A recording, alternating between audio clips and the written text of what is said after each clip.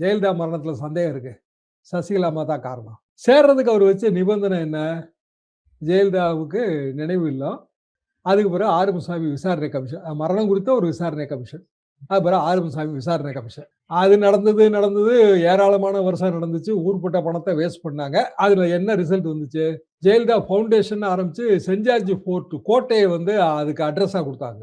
Jayalalithaa அறக்கட்டளைக்கு அட்ரஸ fort கோட்டை. அது எப்படிங்க அட்ரஸா இருக்க முடியும்? கோட்டை மாறிட்டேல்ல இருக்கும் ஆச்சு. நினைவில்லம் திறக்க முடிஞ்சுதா? போய் எல்லாம் குத்துவிளக்கு ஏத்துனாங்க. ஓபிஎஸ், இபிஎஸும். நினைவில்லம் அமைக்க முடிஞ்சுதா? அப்போ ஓபிஎஸோட நிலைப்பாடுகள் எல்லாமே எப்போதுமே குழப்பங்க.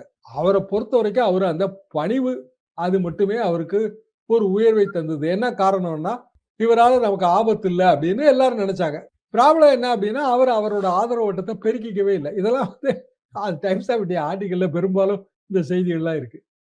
நாங்க கண்ணால பார்த்த விஷயங்கள் தான். அப்போ ஓபிஎஸ்ஸ வந்து அதிமுகல சேர்த்துக்கிறதுனால என்ன லாபம்னு எடப்பாடி நினைப்பார்ல?